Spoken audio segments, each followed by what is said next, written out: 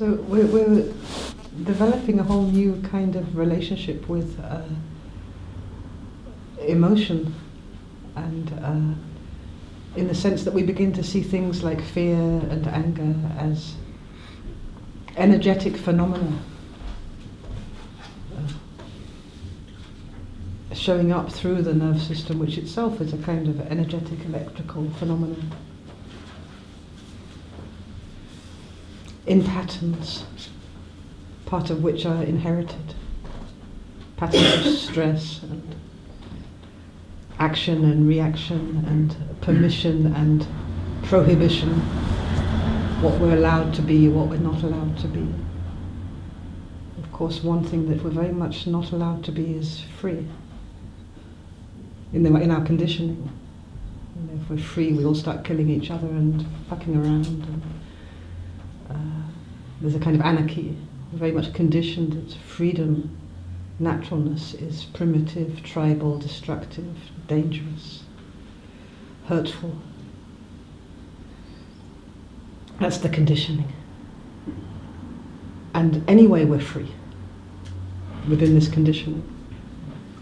But we're less encouraged to take a look into, to feel into what this freedom is all about, that we're born with, that never really gets taken away, this sense of freedom.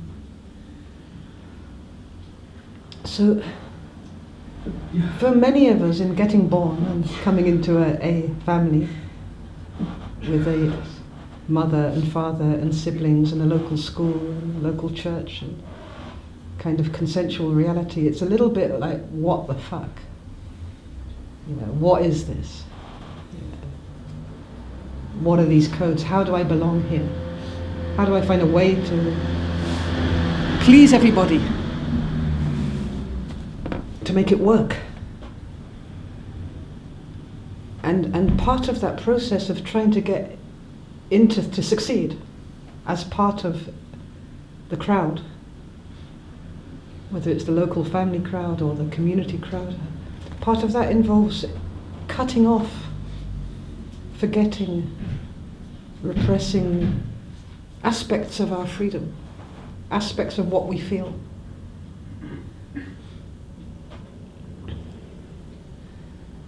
And in that cutting off of aspects of how we feel ourselves to be here, how it feels to be alive.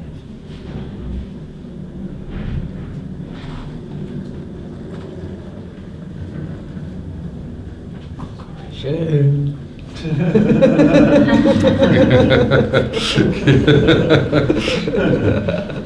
happy that you're here, Max. Welcome.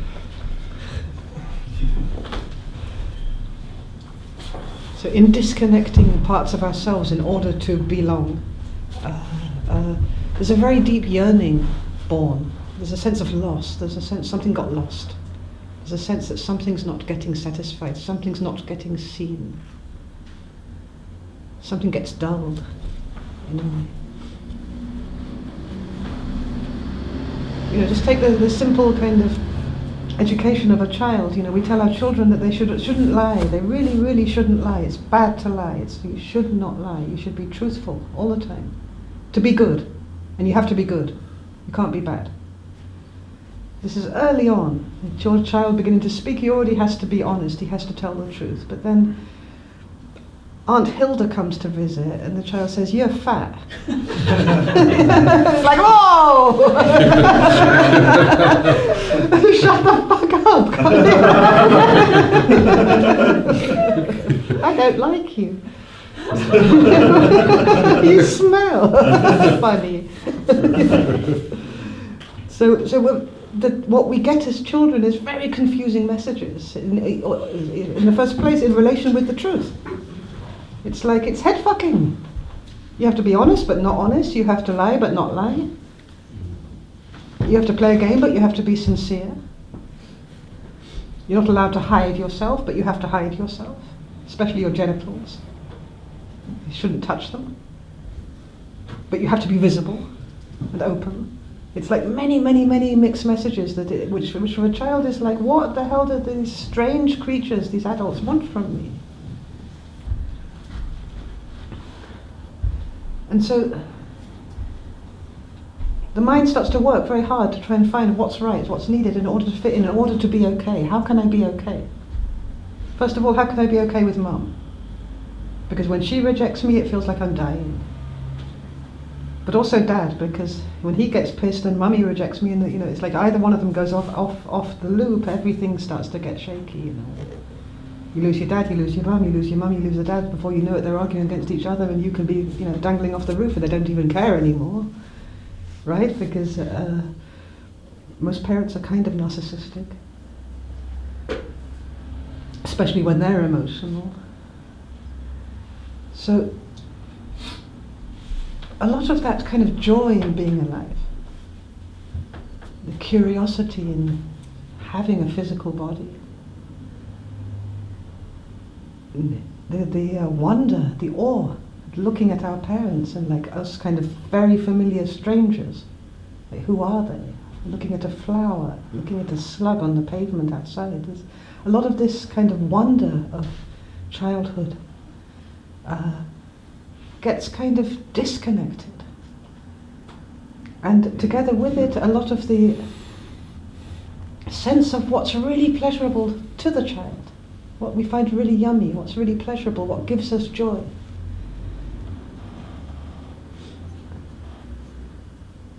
And part of that is very much in the gender split, for example. Like if a boy, really, really enjoys making clothes, crocheting and stuff, that's kind of, that's a bit dodgy because he's a boy and he has to survive as a boy. If he really likes dresses, it's dodgy, and the kid can feel it. There's something a bit not okay with me because I like dresses, but I really like dresses. I really like clothes, right? And for a girl, it's like I remember the jealousy I felt. My brother would get these kind of beautiful red shiny fire engine toys with all the parts and everything that go wee wee wee wee, and then I'd get my present, yay, and it's like a fucking doll. Like, what? How is that fair? Climbing up the trees, and he's like climbing up the apple tree, and I'm climbing up, and this dress gets stuck, and I end up dangling from the dress because it's not in any way good for climbing. Everyone's looking up your skirt. It's like, because I'm a girl, it sucks. And of course, when boys begin to show emotion and to cry, or girls, girls are hysterical and female and weak, and that's why they cry. That's what you can expect from them. But they shouldn't be angry. Because that's really that's bitch land. You don't want an angry girl. It's not sexy. It's not wife material, is it? An angry girl. But a boy, if he gets all soppy and starts crying because he got an ow, that's totally useless as well. That's complete fail. That he has emotions. That he cries for his mummy. I mean, my God. In no time he's going to feel shame. Not I miss my mummy. He's going to feel absolute, total, critical shame that he misses his mummy. Because boys can't do that. Especially as they get older, it gets more and more critical. It's the school trip and he's homesick. And he misses his mummy. I mean, you're never going to admit to that, right? But it's a heart connection. Nothing wrong with it. It's the absolutely beautiful love between a son and his mother. It's the most natural thing in the world. But we have to deny it. We have to squish it. And each time we get these little shocks, there's a kind of yearning born, a yearning to be here in freedom. But it's confusing, because it's kind of somehow not allowed to be here in freedom. So there is this kind of dumbing down and this dulling of what feels right and natural to us. And at a certain moment we lose connection with it. We become a little bit like zombies, kind of conformed robots, and we lose connection with what really feels enlivening to us, what feels true.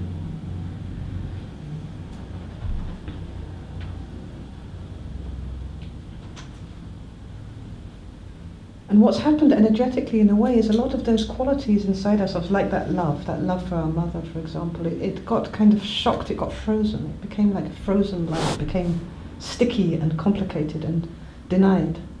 There's a denial that happened because of judgment, which is not something that we choose for, it's something that happens because it's very difficult to be in relationship with the world if we don't freeze it up. And that feels more like kind of disgust or shame or hatred. It feels more like that than love. And so we can become quite kind of, how do you say, rejecting towards females, for example. I just take one example. Because each time a female comes with an open heart, it's like that thing is touched, and that's not allowed, and it's complicated and it's confusing, so we kind of disconnect and go into the mind rather than feel this dislike or this horror. But it's actually the love is inside there, and that's when we get into these areas of what we've been working with the chakras, these like little blocks and contractions and bypasses that happen, which are ways that we learned in order to conform in relationship with others. We will never get out of this by giving alternative conditioning to the conditioning we got.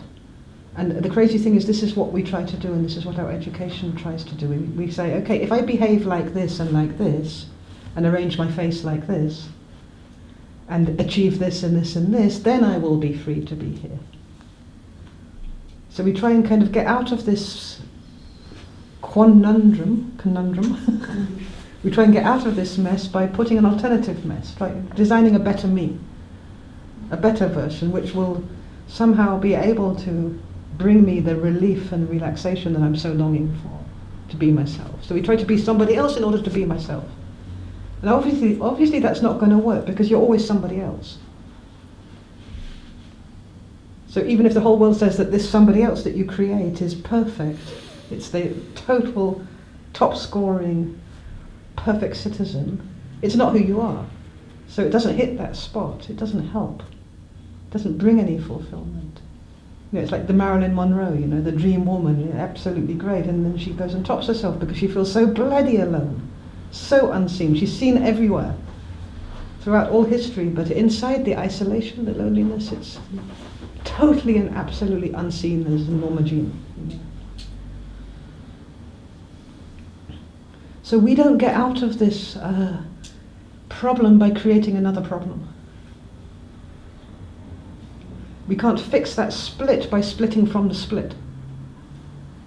So each time that we react on the pain of rejection, we get rejected and we say, okay, so I should behave different. We split ourselves again to try and avoid getting that pain again. But it just goes on and on and on, till in the end some of us just numb ourselves to feeling that at all, the pain of rejection, because it's hopeless. You're damned if you do, damned if you don't. You behave like this, you get rejected. You behave like that, you get rejected. You behave like either of them, you anyway feel utterly and totally unfulfilled and alone at the depth. And anyway, we're all going to die. So that's when depression begins to set in. You just numb it. Stop feeling. Feelings are dodgy. And that's pretty much where we're at with our modern social culture. You know, feelings not to be trusted. You know, it's like an accessory to thought. Yeah. You have people, I remember when I went into therapy with my ex-husband to try and save the marriage, and he turned to me at one point, he goes, I too had a feeling. What? One. Like, yeah, I got one. You know, he's a very, very, very, very intelligent, clever, brain-centered person who has no connection to or respect for the capacity to feel. So this feeling element is very, very, very, very important as a compass to bring us back to who we really are. To give us that permission to be here in freedom, we need the permission to be able to be free in our feeling. And contrary to what we're taught, you know, thoughts can conjure up feelings. Our minds can conjure up feelings, and our minds more than that can repress and numb feelings. But it's a short-term effect. You know, positive thinking, if I think positive, I'm happy, happy, happy, happy, I'm pretty and gay. You know, it's good for a little while. It's not good for longer than that. You know, I tried a kind of hypnotherapy on myself to get over the fear of flying. And I really programmed myself. I worked on the trauma behind it of having to fly as a child, and I really programmed myself beforehand because I was really panicking on flights, big time, throwing up the works, like soul leaving the body as it takes off, this kind of thing. And so I kind of programmed myself, I love to fly, I love to fly. Flying is freedom, I love to fly. Flying is freedom, I love to fly. I love to fly, fly, fly, yay, fly, freedom. And then I got on the plane and didn't have to take that Valium or anything, just got on the plane and I'm like, I love to fly, freedom. And I had this thought about grounding. I thought, no grounding. Don't ground yourself right now, you're up in the sky, you don't want any of that. Just flying is freedom, freedom is flying. And I survived the flight. And I got off and I went down to the tarmac and I looked back at the plane and I'm like, I hate flying, I hate it, it's fucking crazy. It's like, oh, I'm so happy to be on the ground, I survived, yeah. So it has a short-term benefit, but it's not really fixing it in its core. The fixing of the fear of flying came with the fixing of the problem with fear. Meaning finding a place of freedom around the fear. Being able to relax even when my whole nerve system was going apeshit. And there was this interesting moment a few years later where I was relaxing and turbulence started and the whole nerve system starts like freaking out and all the fear was there and I was totally relaxed behind it and it was almost like I could feel the layers. Here there's total freak out and here I'm totally relaxed, and then I became aware that other people were also freaking out and it wasn't even personal and it became manageable. Like allowed to be afraid, but it no longer made me vomit or faint. And so did you ever get to the root of, I guess you're saying you didn't need to, because you kind of had reached a point where it wasn't perfect, you didn't need to analyse. Early on I got to the root of where the first trauma came from, which was having to fly between my father and my mother, and being in a snowstorm, and being very young, and being shit scared in the middle of a, divorce death kind of scenario. But that didn't help. Knowing that didn't help. Because the fear was there anyway. And actually, I think the fear is very rational. I mean, that's where I'm at right now. I think it's totally rational to be afraid when you're in this little metal cylinder miles above the ground. And I think everybody on the plane is kind of, okay, I made it, we survived. That's why they clap when you land.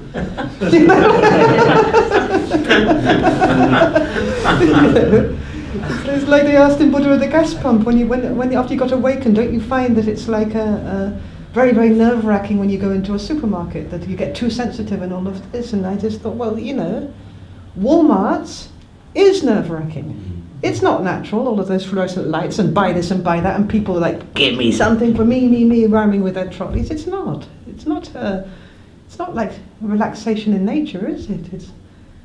But somehow we have to be relaxed in that. So all we can do is resource, and resources literally meaning return to source, and let this suffering be there for what it is, and it's not such a big deal. So the authority gets withdrawn from the suffering, so we so we got those qualities which are very much in unity with each other. It's this huge transpersonal field. But we also have this incredible differentiation that happens in creation. So there's a uniqueness in every single body, in every single strand of DNA, in every single moment of expression. There's a uniqueness in all of us. We're even unique to the moment we were before. There's a constant movement, change, differentiation, specialness, and there is that sense of specialness. It's a quality. You wouldn't believe it, but behind the narcissistic egoic thing there is actually a totally allowed sense of specialness. It's just not in conflict with anybody else's specialness. That feeling you have when you're a child and you feel you're here for a purpose, and you can feel that specialness, and then you feel guilty about it because that's kind of arrogant. But actually it's the miracle of being alive. It's that specialness of being in a body. It's got a whole preciousness about it. It's got the miraculous in it. So from the DNA, it's not only bad news we get from our genes, from our parents and from our ancestors. It's not just trauma. Actually, the lion's share of it is good stuff. Like, if our grandfather was a carpenter, for example, there's a high chance that we really get carpenting. Like, it comes easy. It's like second nature. We can work with wood. Jack. We see it in our head, and we can make a doll's house like nothing. This is also inherited. Talents which are spinning around the qualities in a way. The ability to structure, the ability to give form. But they can be really, really precise, like accounting, like away with numbers, or law. It can be. It's a talent which is connected to qualities, probably with the quality of equality, of justice, equality, balance. But we also inherit the skill, the talent. And that means that even if you're kind of separated from your dad, for example, like I was, at quite a young age, you can still find yourself suddenly knowing how to copyright and market, even though you never studied it, never learned it, because he did it. It's just alive inside of you, and it comes easy. You know, the slogans, you got the rap, I got the crap, and it's just in the genes, right? And that's even if a child's adopted. It's coming through as part of the inheritance. And that's regardless of exposure to the parents in the long term. It comes forward. So these talents are incredibly healing. So often, you know, we are told by external authorities that, you know, this girl, for example, cannot be that farmer. She should work in a hat shop, but she's really got a talent and the quality for farming and the connection with the earth and the intuitive knowledge of how to plant the seeds and everything, but she finds herself in a hat shop. I just give an example, selling hats, which is, she doesn't really have a feeling connection with that. It doesn't come easy. It's hard work, you know. She doesn't get pleasure from putting a hat on a woman's head. She wants to plant a tree in the field. That gives her joy, that gives her that sense of youngness. And so often we end up doing stuff which we don't have any feeling connection with, because of outer authority. And there's also this belief that the work that we do, we have to suffer in it. Otherwise it's not work, it's play. And the feeling when you're doing something where your quality is very strong and where you have a talent is of easiness and play. It's kind of playfulness. It's easy, it doesn't feel like work, it's time and space collapses, duality collapses, and it's just fun. And that's not work, is it? You have to suffer to earn your money. There's these kind of conditionings. There has to be effort, there has to be discipline, there has to be a suffering effect. So, irrespective of economic reward or safety or parental expectations or social expectations, the amount in which we can express our talents and qualities into the world, even if it's in our spare time, is going to be the amount in which we are reconnecting with our own freedom to be here, according to our own hara, you know, according to what's yummy to us, what feeds us, what nurtures us. The expression will heal us. So sometimes we can be amazed at what shows up as talents, because we can get so far removed from what we would be doing in naturalness, in playfulness. And telltale signs include things in which we have a very strong feeling connection. Not mental connection, feeling connection. It feels, we just lose ourselves in it. So it's like when you're painting a picture and you're not the artist, you're not the picture, you're not even the painting. It's like something is just happening and time goes by and space disappears. And it's just, you become one inside the expression of a quality. You lose the self-consciousness. You just become the knowing, or you become the creativity. You become whole in a way, in that moment. So, our qualities and talents often involve a sense of easiness. It's like you can't believe that other people don't know how to do this. It's easy as, arithmetic, easy peasy. Like, well, what is the problem with other people? Because for us it's so obvious. It involves a feeling connection. When we don't express them, we can often get very, very frustrated and passively aggressive, because it's here to be expressed.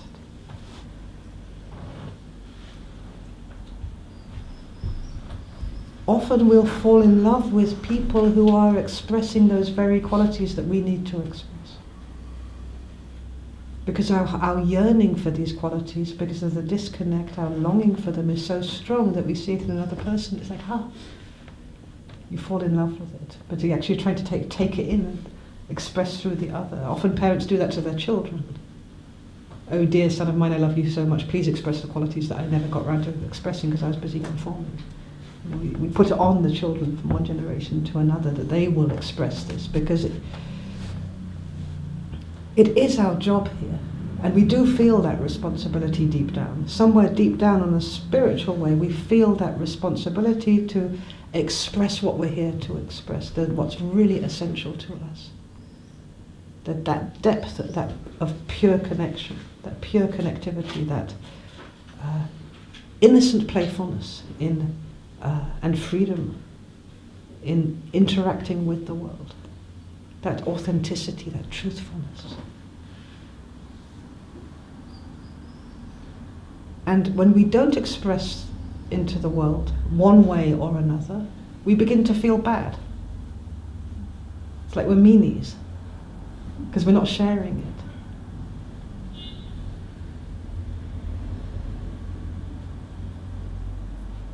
And we begin to feel like we fail.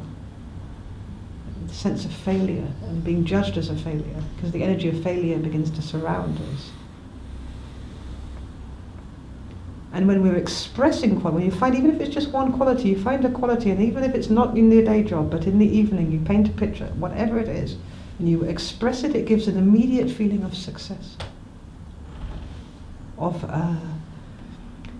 direction. It gives you this sense of direction, which is like, you don't know where you're going, you haven't got a clue.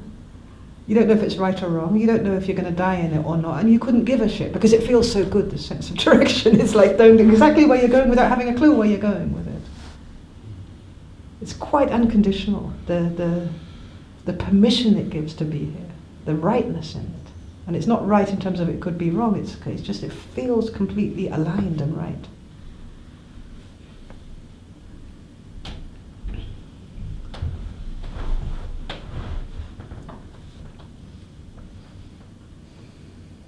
The amount of space that we're ready to give inside ourselves to our own qualities and talents is directly proportionate to what we're able to give to others.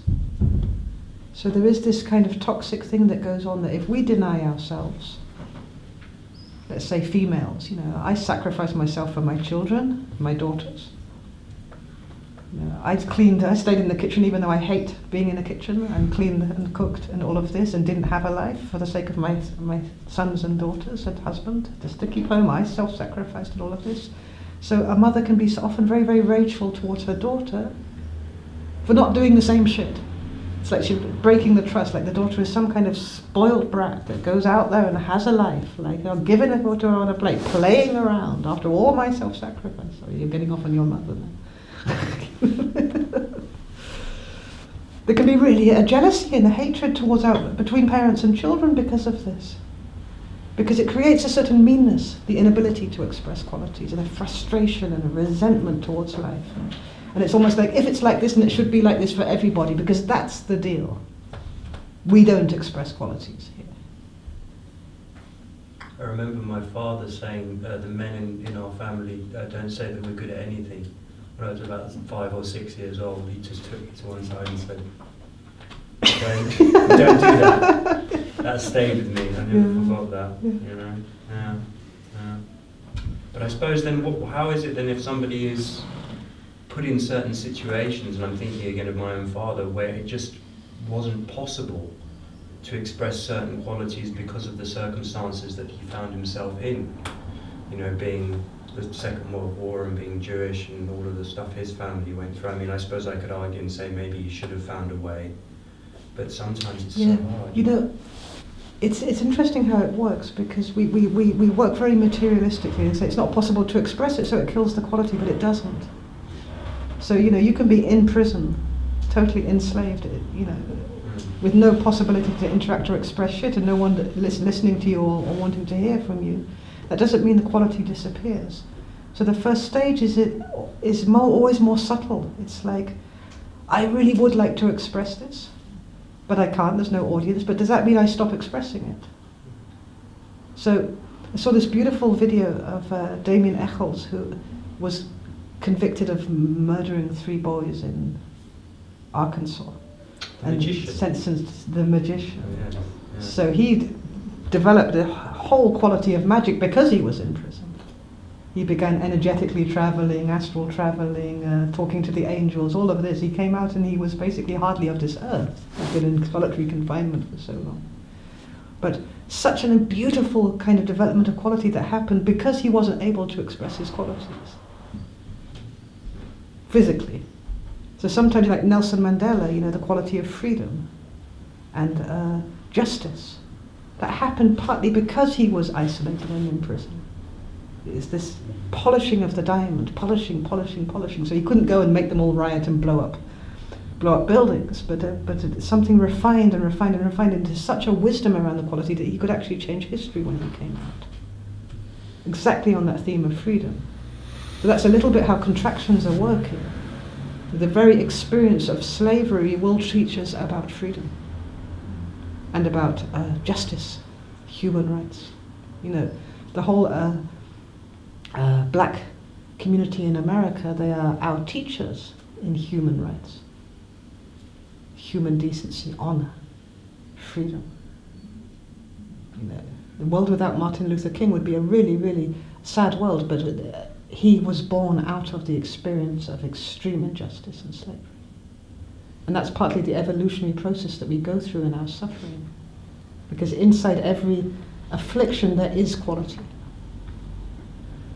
So their experience of imprisonment and therefore freedom as an outcome of that, and our experience of their experiencing untangles the contraction just by their presence. Yeah. If we allow, Yeah. if we are receptive to Yeah. that, because Yeah. of course it's possible not to be as well. Yeah, so in a way our life stories are all teaching each other Yeah.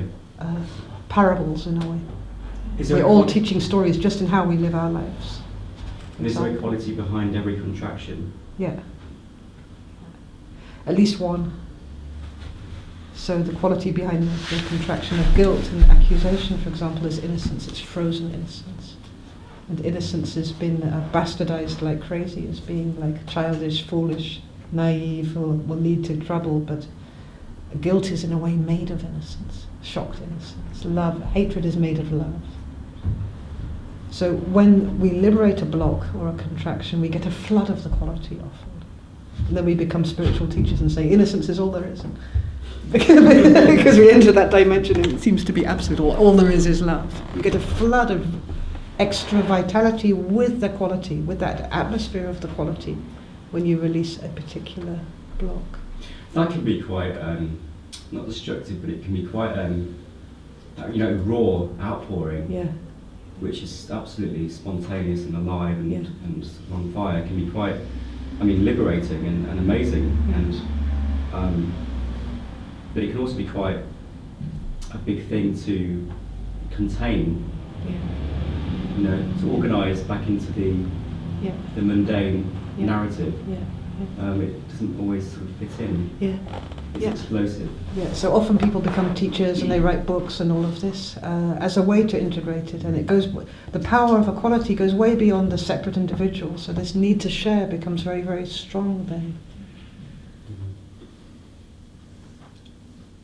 Yeah. And of course you see that the healing effect of the quality, because it's been contracted, is in the expression of it. It's in the sharing of it. We're here to share qualities. We're here to express the essence of who we are, the depth of who we are. And the beautiful thing is that in terms of the either or and non-duality, when we express the quality, it will take the pain with it. It will take the trauma with it. For example, if you've been very, very wounded in rejection and you get this sense of universal belonging, so the contraction opens up and you're in this sense of the interrelatedness of all things, you totally get interdependence, you're in this kind of, the matrix is you are the matrix, you totally get it. And you have been in the pain of rejection. The quality will include the pain of rejection as part of its own evolutionary process, so you'll become an expert also on rejection and acceptance. You become free in that. You start to attract people who are in that struggle right now because of the quality of belonging which is there.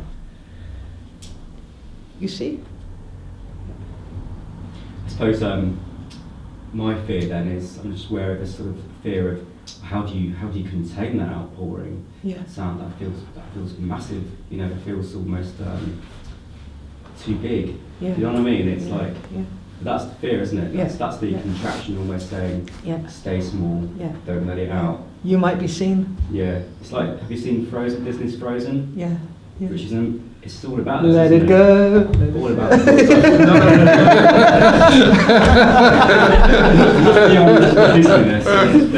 You're going to kill everybody with your light. Yeah. That's the trauma. Exactly, That's really the trauma. If I really show who I am, Exactly. people are going to suffer. Yes. I'll kill my mother and my Yes. father, and Yes. he'll have a heart attack just because of the blaze of the light. But then she learns to use her power Yeah, creatively yeah, yeah. at the end. Nice. It's all in there. God bless Disney. It's okay if I kind of make a little bit a map about the two different things, the talents and the qualities, and how they work together, because it's a little bit confused. Or later. You want to express? No, I don't need to express. Step it. is Soon, light. soon or later, because Okay, it's a little later. bit in the middle of Okay. the story. Yeah. So that's why there's often a higher resistance to the things that you know you really want to be expressing. Yes. For me, for example, with writing, I know that it's what I want to be doing, but I avoid it at all costs if I can, and I can feel this tension in that I really want to express it, but I also really don't. Yes, You know? And exactly. There's this kind of constant interplay between the two. Yeah, yeah. So it's really, really, really a powerful drive in manifesting as a human to be seen. To be seen is so important. It's a fundamental need. It's not narcissistic. It's not selfish. The need to be seen is absolutely huge, and to be seen in what's most essential to us. So it's not just writing, that's the talent. It's the quality of truth which you're able to express through the writing. It's beyond the toolbox of the writing even. And then you will be seen. At the same time, that all the contractions of the psyche, all of the inherited traumas, all of the shit that's happened where we've been wounded in being seen because we were visible, is absolutely bloody terrified of being seen. So, you know, you get your first letter from a publisher and says, you're absolutely amazing, we're going to make you famous, you're going to want to run for China. Because there's a risk there. If you're visible, you're a target. You can be so rejected. And if you've taken the essence of yourself, the core of your heart, and you've expressed it into the world, and somebody comes and says, that's a pile of shit, who do you think you are? This one's much better. You're not even a boy. It hurts like hell at first. Yeah. But that's the polishing of the diamond. Because then what do you choose for? Do you choose for like avoiding your own private, separate self-suffering?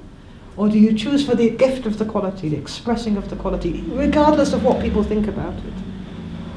So we've talked about the financial constraint on doing what we're here to do, that which we have a feeling connection with. There's also this rejection thing, this authority from the outside, which is saying that you're selfish, who do you think you are, the world is not waiting for you, nobody gives a shit about you, and all of this is reasons to not express your quality, as if it's not there, as if you could choose to get rid of your quality. You don't even have that choice, it's there, you're here, it's your job, this is from God, not from Boris Johnson. There's a little bit of a higher authority there.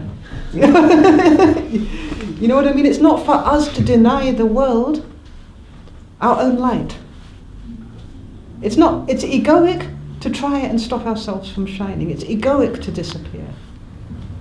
It's a movement of ego to not want to be selfish, or not want to take space, or not want to find our power. That's a movement of ego. Something that has come to me as you're speaking is also when you've had one of these transmutations from the contraction and then known a taste of its opposite, and then you come back through. There's such a newness that you can label too quickly, like a pain bliss thing of that now there are both forever. There will be available this expanse and the contraction as you come through. But it's not as you're coming in. It could be a bit like, oh, that's loss or reduced, but actually maybe it's just part of incarnating more and more. Yeah. Yeah. So the qualities in themselves are truly unconditional, which means that they can take whatever form and they can have whatever consequences, and let me die in it, let the world die in it, I will express it.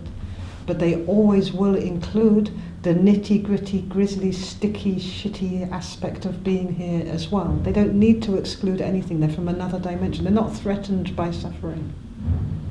Actually, suffering is one of the ways in which the qualities express.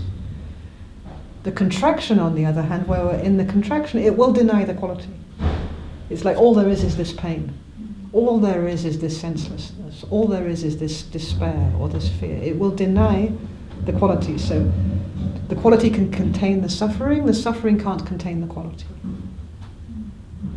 Because it's a different dimension. That's why the healing factor here is always the quality. The quality and the talents which we express into the world, the things that we're good at, the things that give us joy, the things that we have a feeling connection to. So joy is a greatly healing factor to any kind of suffering, whether it's physical, emotional, mental. It's got a healing factor. Peace, amazing healing agent. Freedom. These are all agents of healing which are outside of the level of the problem. And you can't really go wrong with a quality, because each quality will bring in the next one. So this, let's say you've got a real conflict here and you bring love, and love isn't really working there. By itself, a kind of peace will come, because they're all neighbours, the qualities from this dimension. There is a law of attraction between the block and the quality source, and the healer as well. That's why we said yesterday that there's a merging of qualities in that movement of when you put hands-on healing. Is this why one of the reasons why we've got such a mentally ill society? Yes. Because very, very few people, hardly anyone, is actually sort of living their truth, so to speak. Yeah. They're just working for big companies Yeah. in order to just, stay alive. Yeah. And because there is this growing senselessness. So part of the qualities is it opens our senses. When we move into quality expression, it opens the senses. The colours become brighter, we hear better, we got a much more sensitivity in feeling, in touch. It's like falling in love, but now not with a person, but with an activity, with the world, with being here. There's an enlivening that happens. And then things make sense in the most unconditional way.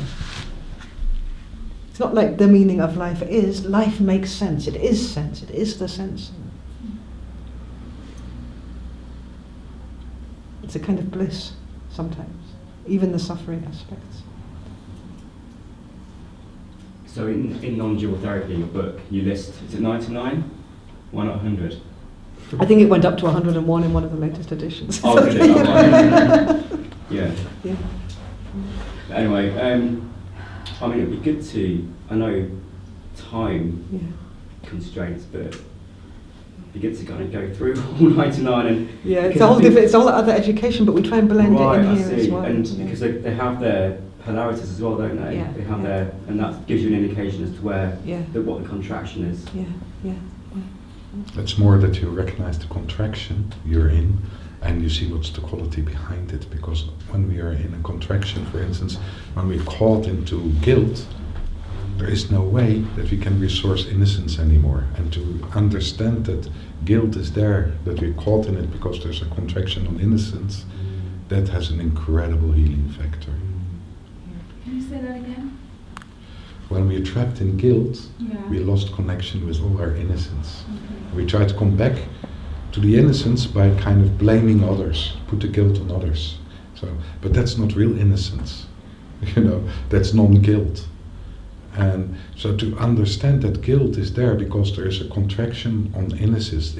Our innocence has been traumatized, helps to come back to the helps to kind of move beyond guilt into the innocence which is always there.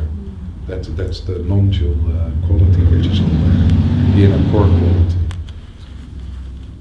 Do contractions always show up as a sense, like a sensory block, an energetic block in the body? They always show up in the body? Yeah, in or around the body. Frozen, of course, in which they probably won't. They're numb. The only way we can sense anything is through the body. It's through the nerve system, so it always shows up in the nerve system as a block. If there is a complete numbness or frozenness, how to kind of thaw, whether that's yourself or people, if there's a complete denial of both contraction, trauma within that, the block within that, and the qualities. Yeah. This is where things like body scan meditations are really, really helpful, because it's amazing how certain parts of the body you touch with your consciousness and suddenly you're gone somewhere else completely, or you can't actually get a physical sense connection with certain parts of the body. And every inch of the body is connected energetically to some trauma or history or energetic patterning, and the mind. So whole areas of blind spot where we don't actually see danger, we don't actually sense, probably where we're most traumatized is where we most lose our sensitivity. These kind of blind spots in perception which act out in life. But body scanning, moving over the skin surface and actually going to places of the body that we hardly ever think about, that we always bypass, is really, really, really worthwhile. And to relate to the body as a living thing, which it is, with emotions. So for example, you've got a pain in your foot, then imagine how that would be if it was an emotional pain. What's with that pain in the foot? Even if you bang your foot randomly, it doesn't matter. Like, what kind of pain is it? Is it the scream of the victim? Is it the agony of loss and the despair of grief? Even physical pain has its emotional expression as well, even when it's random. It's how we process it in the whole field of suffering, the whole field of pain. Could you give me an example of how, to illustrate the how guilt is a sort of contraction of innocence, so I can understand the question? Guilt is inherited. So we're all born with it. Since the Garden of Eden, religion has made sure of this as well. We are here because we are bad. Doesn't matter which religion, actually, because we keep getting reincarnated again and again and again because we don't work through our karma, or because we're thrown out of Eden. So there's this sense of badness, this sense of not belonging, which is totally collective. We all think it's our private, personal little contraction. I don't belong here, but it's like the whole world is saying, the whole of humanity is saying, I don't belong here, I don't belong here, I don't belong here. They're all saying the same thing, and together, in chorus of belonging. I don't belong, I don't belong. So guilt is one of those, it's collective. And it's a feeling of badness. And so in naturalness, a child doesn't think, I want to be a good girl. Little one, 2-year-old, it's not like in naturalness, naked, running around the house. And even when we're good parents, and we say, good girl, because she pissed on the toilet and not on the floor, it's suggesting she's a bad girl the rest of the time. So there's this agenda born to not be bad but to be good. And there is this sense of badness everywhere. Mummy feels shit. Dad comes home from work, he feels guilty because he's late. And Mummy makes sure he feels guilty. So there's this sense of badness around the house. So the child is feeling this sense of badness as well. And the child, and every time you say good girl or bad girl, she's feeling it's her badness. At a certain stage, this sense of badness becomes unbearable because the child is in a different frequency. It's alive and full of light and naturalness and spontaneity and naughty. And that's bad, to be playful. Is it naughty or is it playful? When you do something experimental in the kitchen just before dinner time, is that naughty or is it playful? It's bad, So this badness becomes more and more senseless and more personal and unbearable. But at a certain stage, it's like to free the heart, you kind of throw out this sense of guilt, that's the sense of guilt, with accusation towards the other. So somewhere around teenage years, it's because of my dad. It's his fault. He's fucked up. It's because of you, Dad. I hate you. Yeah, so he starts to accuse because the guilt that's here is unbearable, so he wants to put it on you instead. And if he really loves his dad, or she really loves her dad, then she'll blame the world. It's because of the world. It's because of the school system. It's because of the accusation starts. But the general consensus is the world is bad. And it's either the world is bad or I'm bad, so it has to be the world. So there's an investment in the world being bad, and all the time there's this guilt contraction. So in the case of criminals, most criminals in prison, they're guilty before they commit a crime.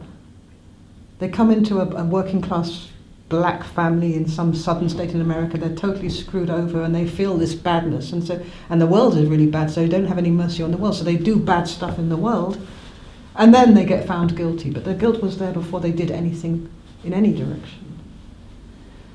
This badness by itself is shocked innocence. It's from that child back then who's playing, experimenting in the playground of life, curious, beyond good and bad, not even that concept, being thrown back saying, conform your behaviour, control your naturalness, you're not okay. Mummy doesn't love you anymore, it's withdrawn. Daddy's pissed, he's frozen, he's not even going to look at you anymore. You cease to exist. This is the freezing of the innocence. So innocence is an energy. And when it gets shocked, it freezes and becomes dense. And most people can feel it somewhere, this sense of density. This kind of, and guilt especially, it's got this deadness to it. And the beautiful thing about guilt is it's forever and ever amen. You never can get innocent again. That's the conditioning. Once you're guilty, you're forever and ever guilty. And if I'm guilty, that means you can be innocent. It polarizes rapidly into these kind of dualities. You know, if she's wrong, then you can be right. It's not like you can both be right or both be wrong. It's always this either-or movement because it's got such a density of energy. It's such a split. But it's made of innocence. So when you can introduce innocence into the field of guilt, remember the innocence. Okay, how would it be if that even though you are a war criminal, you've got this whole guilt, bad block here, at the same time you are utterly and totally innocent. At the same time, the guilt is itself innocent. Every newborn baby is carrying guilt. It's innocent. And so with our consciousness, we touch the innocence of consciousness. The whole universe is really innocent. I mean, it doesn't know what the hell it's doing. You know, it's just helplessly innocent, kind of creating planets and stuff. So how would it be with consciousness, with the innocence of consciousness, if we touch this density? And at first what happens is that the innocence inside the freeze starts to shake, like, and the guilt gets stronger. It's like, somebody's got to be bad. You know what I mean? It's like this sense of almost evil, like, where's the evil? Oh, it's in the Middle East, you know. It's like, it starts to get stronger and stronger and stronger until it becomes so absurd that it begins to flake off. It's like, this is a strong one to work with because innocence is actually very, very, very, very powerful, so it involves a lot of softness. But in a way, the whole need for good and bad begins to kind of come off in a kind of powdery sometimes thing and go into the blood, and it shows up as just the estimation, measurement, discernment, the ability to kind of judge temporarily, not in an absolute way. I like this, I don't like that. So people with a strong guilt complex have a hard time with being free in like and dislike, which is from the horror level. You see what I mean? So there is a healing effect of the quality just by allowing it to be there at the same time as the block. Again, it's not in competition. It's not guilty versus innocence. It's guilty and innocent at the same time, always at the same time. You see? Because it's made of the same stuff. And that's the same with all the contractions. Like shame is frozen purity. When you touch the contraction of shame with purity, the shame can begin to burn like hell. Because it's expanding, what was contracted begins to expand, so the experience can get bigger and more expansive at first. It's like a homeopathic release almost. Like there's a crisis. And then it begins to be allowed to be here as part of the great tapestry of emotions. It's no longer focused in one dense area. Does that make sense? Yeah. You got me on my horse there. So the root then of all contraction, or all of these contractions, is the absolute belief that there is something wrong with us, which is then linked to authority, as in there being something that cannot be other, that you have no choice. It's a primal layer, but the root is this belief in the separate self. Yes, that's what I meant by absolute, Yeah. that it's the absolute belief that one is fixed in one position, which is absolutely separate. Yeah. Yes. That we are separate. Yes, and that accounts for the creation of religion and the authority that you don't want. as a person, because that would mean doing away with the whole bullshit. Yeah. Yeah. Yeah. Easier said than done, isn't it? Yeah. It's not that hard when you think in terms of shifting paradigm, and not in terms of changing things from the level that they're on. So this is where non-duality really works very well, because you can just ignore the whole shit show and be joyful. Why not? Right? Why not be at peace with everything?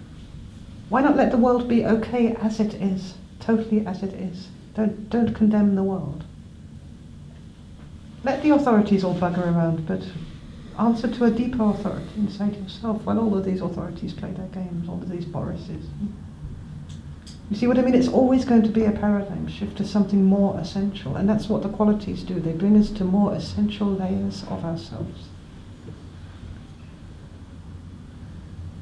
So, I think I just missed that. So how to be with all the world and what's going on, and just the state of it all, like It's at any moment, and this is much more true to how we actually live, we can just let it be, whatever it is, don't judge it, and be true to our own joy, be true to our own naturalness, be true to our own relaxation.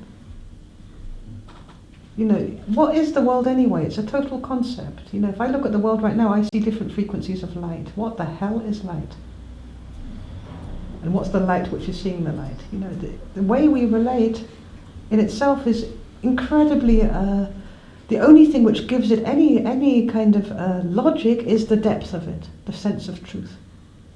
So we need to leave part of trying to fix stuff alone, that the world is bad, or that the world is this, or that the world is that, or that I need to be like this, or I need to be like that, and make a paradigm shift out of the level of the contraction into the level of qualities.